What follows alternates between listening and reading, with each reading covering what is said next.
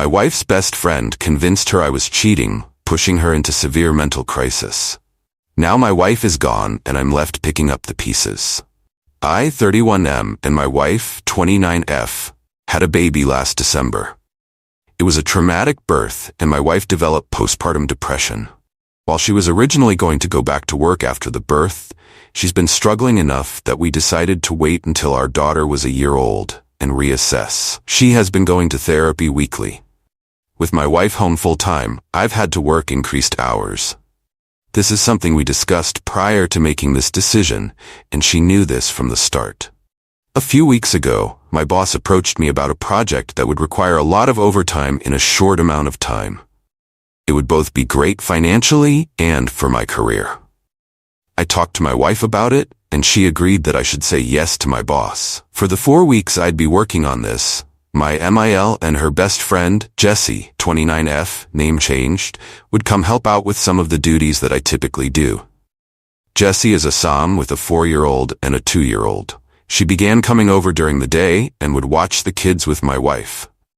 3 weeks into the project, it became clear that we'd need a few more weeks to get it together. I went home that night and talked to my wife about it. She said she was okay with it, but got very cold in the days after. It wasn't unusual behavior over the past few months, so I didn't think much about it and tried not to take it personally. During the last week of the project, I got home one night and saw that Jessie was still at the house. I didn't think much about it, said hi to her and my wife, and then went to go check on our daughter. Before I could get to her room, I heard Jessie say something along the lines of, "He doesn't even stop to greet you. Definitely a sign." I turned around and asked what it was a sign of. Immediately, my wife started crying and Jessie started accusing me of having an affair. She told me that I must hate my wife because she has PPD and am not attracted to her because she gained weight from the pregnancy. Neither of these things are true. I'm trying my best to help my wife through her PPD while supporting our family, and I think she looks great how she is right now. She just hasn't wanted to have sex, and I haven't pushed. Jessie then demanded to see my phone. I told her no. She told me that's a sign that I'm guilty. I told my wife that I would let her see my phone if she wanted to. She nodded, and something inside me broke. I guess it was the thought that she actually believed I was having an affair really got to me, and that she didn't trust me after everything we've been through. Well, she looked through the phone, and there was no evidence. Jessie started saying that I deleted the evidence. She started screaming and woke up our daughter, so I told her to get out of the house. Eventually she left, and I went to calm our daughter since my wife was still on the couch crying.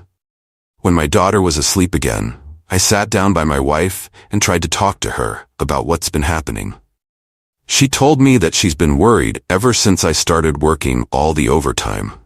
I told her that we'd talked about how good of an opportunity it was, and she agreed to letting me take on this project. She said it was very suspicious to increase the length of the project. I told her that sometimes that happens.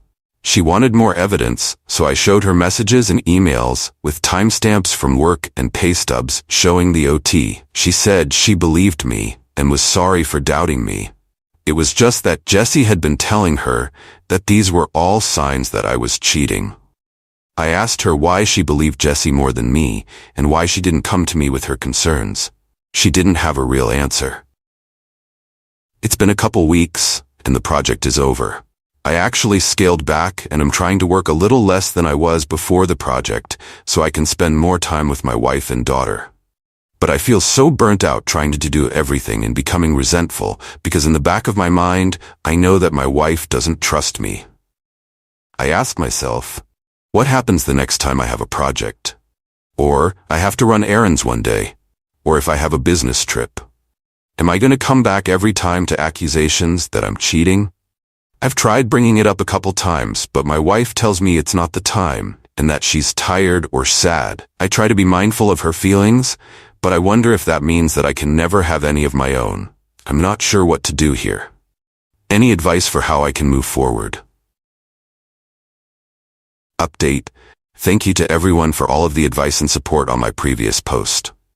I think a lot of you pointed out what should have been obvious, that I needed to get a therapist and start looking after my own mental health.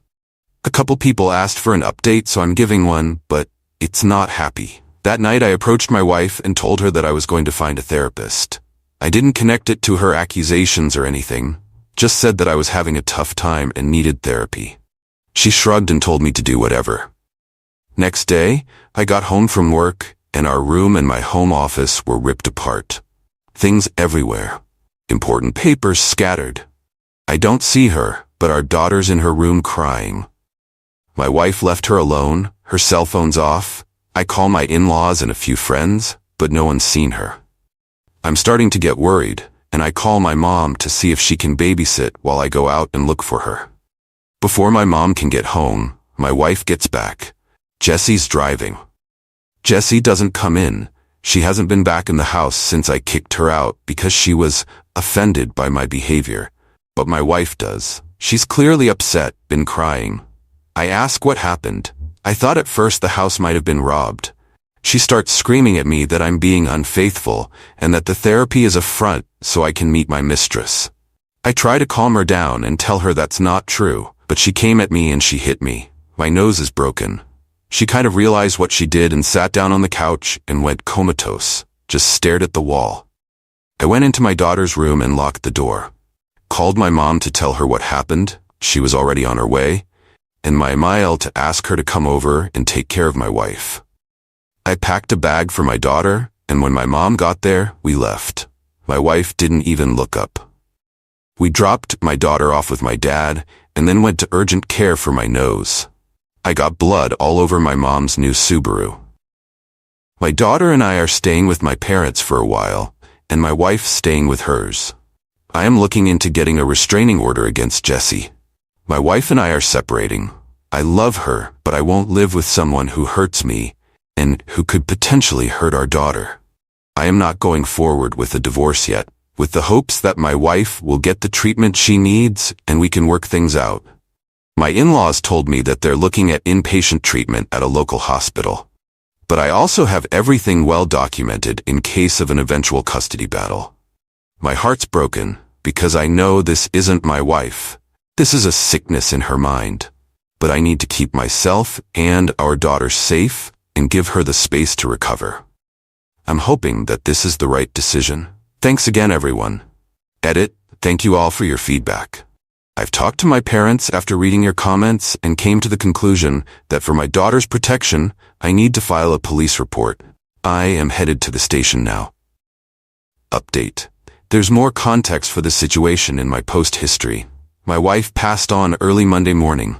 Convinced by her friend Jessie that I was having an affair that I did not have, she had a mental break, which resulted in my taking our infant daughter and staying with my parents for a while. She was with her parents, who planned on taking her to the hospital for inpatient treatment on Monday. On Sunday night, she came to my parents' house and demanded I give her our daughter. Because she had left her alone for several hours the last time she was responsible for her and had gotten physical with me, I refused. I offered to let her come in and spend time with her while my parents and I were present, but she didn't want to come in and wanted to take our daughter with her.